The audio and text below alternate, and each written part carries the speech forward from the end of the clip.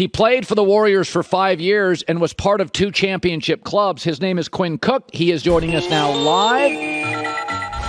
First of all, Quinn, it's great that you're on. Thank you. You're a busy guy, and I appreciate this. I want to ask you about Steve Kerr. So our view of Steve Kerr is Mark Jackson was more of a defensive coach, then Steve Kerr was more of an offensive coach. He certainly wasn't a great defensive player. But I've said this from time to time because the Warriors have so many shot makers, and there's so many threes, and their offense is so much fun to watch that we don't talk about their defense a lot. And I see Wiggins, and then Iggy, and then Peyton, and then Clay. When you were there, did you spend a lot of practice time on defense? Because the view is from the outside, it's all about scoring. What was it like there for the years you were there? I mean, I definitely could say that we spend more time on defense. Obviously, Steve wanted to put, Kevin and Steph and Clay, in their spots where they could be most effective offensively. But, we locked in on defense. We had vets like Zaza, D. West, Dot, Sean Livingston, who, was very, very big, in emphasizing defense. I can remember anytime we had, to prepare for a playoff opponent each round. I mean, we would spend an hour and a half, 2 hours, and most of the time it was on how to guard. So, I think obviously with the Splash Brothers and, with Draymond being a point forward, it kind of overshadows, I think the defense and the staple that, Steve has brought to Golden State for sure. Teams tend to have the personalities of their star player. And, Tim Duncan was a hard worker, very quiet, understated, and the Spurs didn't make a lot of noise. They just won games. Michael was feisty and combative, and everybody was a rival, and so were the Bulls. Steph, my view of Steph is that he's smart, he's selfless, and he's got a little shimmy to him. He's got a little game to him, a little cocky, a little smug. When you were with him, give me what did you take from Steph? What did you like about him? What surprised you about him? Yeah, I mean, obviously growing up, a big Steph fan when I seen him at Davidson. I think his shooting, overshadows a lot what he does, but he's as good as a finisher as anybody. He's as good as a ball handler. We've seen, his in-between game, his mid-range game is, one of the best to ever play. But the one thing that I really took from him was how competitive he was, and how he has a lot of competitive nature to him. He doesn't want to win a shooting competition. He doesn't want to win he doesn't want to lose a shooting competition. He doesn't want to lose around the golf. He's very, very, very competitive, and he understands what he brings to the table, and he does a lot more than just shooting threes. And obviously, he's the best ever doing that. So. I just loved how he worked. I got to work with him every day for 2 straight years, and it was a blessing for me. Are you surprised at all? Everybody they bring in buys into the culture.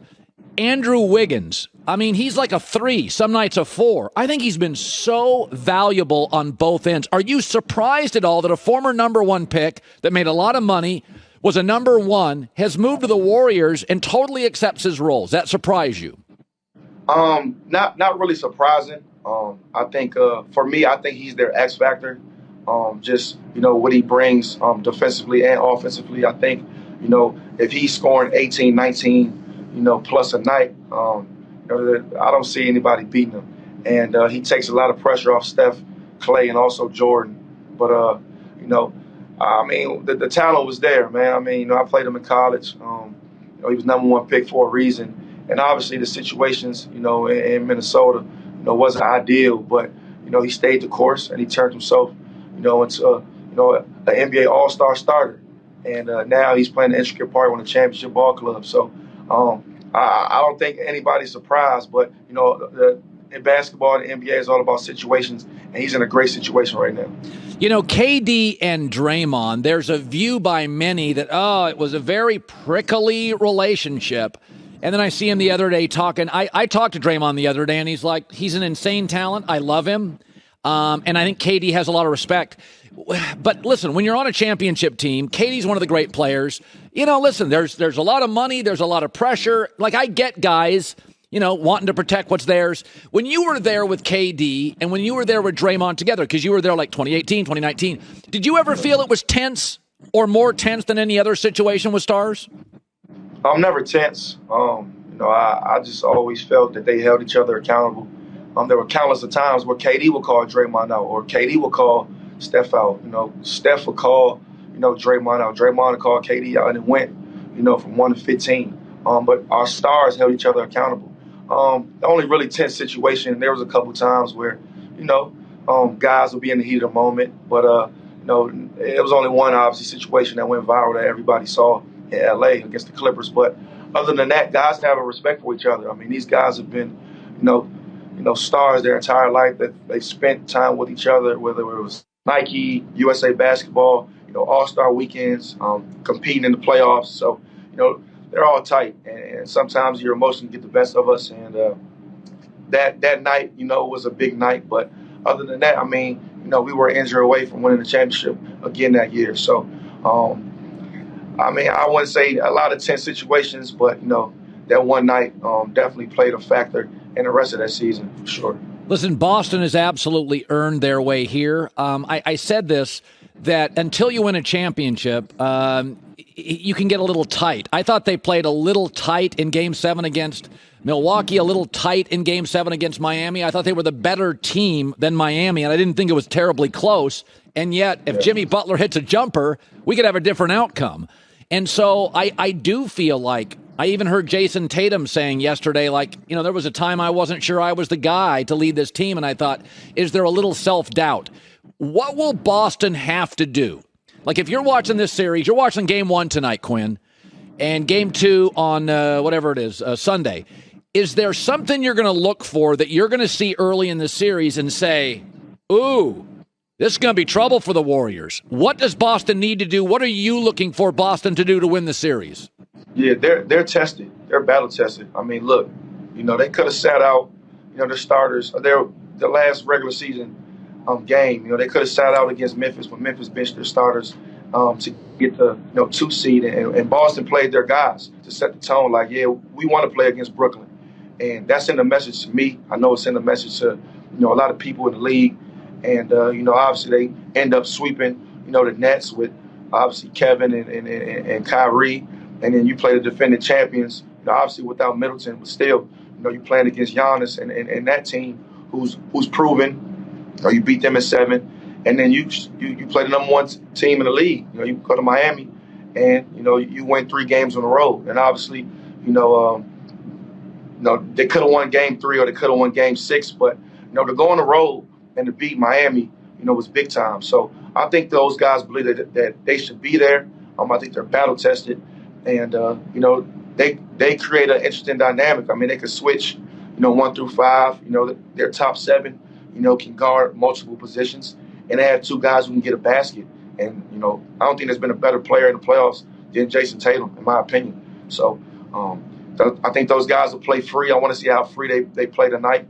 If they still won either tonight or Sunday, things will be very, very interesting. Finally, Coach K was your coach in college. He decided to retire mid-70s, greatest college basketball coach of all time, 100 more wins or more. I forget. He's got several hundred, probably more than John Wooden. And it's a much more competitive sport now than it was back in those days for Coach Wooden. So I think he is the best basketball coach collegiately of all time. And with his success in the Olympics, you can put him on a very short list of the best basketball mind of all time. Sure. When you first got to Duke, if I said to you, what did he teach you about basketball? Give me a gem, something that you look at and you think he was just different. He changed you. He changed the way you saw the game on Coach K. Yeah, I mean, he was everything for me. He's the reason why I came here. My god brother Nolan Smith was here before me, but obviously, I was top 10 in my class, rightfully so. I can kind of go anywhere, and when Coach K recruited me, I was just the one guy I wanted to play for, and he promised me that he'll coach me his hardest for 4 straight years, and I can honestly say every single day he brought it. His basketball mind is out of this world. His ATO game, his X's and O's, his motivating, but the way he connects to people. And for me, he taught me more about, being a man. Obviously, I lost my father at a young age, so, we had a different relationship. So, Christmas, he'll make sure he'll give me, a call and my mother a call, and, different anniversaries, different dates.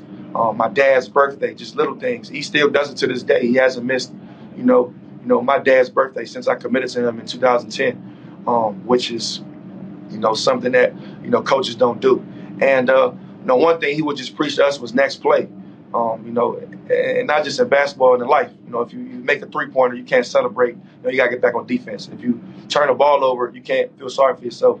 You got to get back. And in life, if you get that job you want, if you make that team, the work doesn't stop. If you fail that test, if you don't get the job you want, if you don't get into the school you want, you got to keep going. So a lot of his stuff was life lessons that all his players use today, and the brotherhood is real. And definitely the best decision of my life, deciding to go to Duke and play for Coach K. Yeah, Quinn Cook is at his academy right now, Coach K's academy. And, it's funny, Quinn, you say that. If you read the book on Coach K, which I just got done reading about 6 months ago, Ian O'Connor wrote it. People forget this. He almost got run out of Duke. Coach K almost did when he first got. I mean, so he has really lived a life of which people doubted him for a long time. And I think he sells that to his players. Doesn't have to sell it. That's his real life. Quinn, it's a pleasure to have you on. We've wanted to have you on for some time. Well, when you're in L.A., get out here, sit on the couch, and we'd love to have you.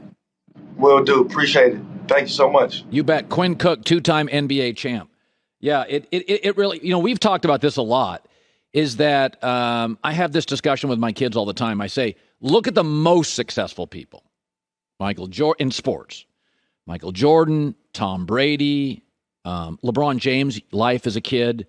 And I'm talking the legends. All of them doubted, obstacles, people quit on them. Coach K, they wanted him out. I mean, he literally had a losing record at Army when he took the job. Like, when he got hired, people were like, he's got a losing record. 4 years in, they wanted him out. Thank God the athletic director's like, I see something in him. Brady, 6th round. LeBron, look at LeBron, moving around as a kid. And I tell my kids this all the time. The greats, I mean, that Michael Jordan documentary was insane. He was battling his own team, owner, GM, Rodman. So it's, I love those stories. Someone fired Bill Belichick. I mean, it's just. Well, I mean, Bill Belichick wasn't what he is now, but yes, I mean, success is just people that didn't quit. That's a good line right there. Ryan, every time you get mad at me demanding hockey scores, you're almost out the door. What's that line again? Success? It's just people that didn't quit. Boy, I love that. That's a Hallmark card waiting to happen. That's really good. I don't think I can take credit for that one. I'm sure I read that somewhere. Hi, everybody. Thanks for watching. Subscribe here to get the latest from the show. Also, be sure to check out more of the best clips from The Herd or go watch a few segments from other shows on FS1.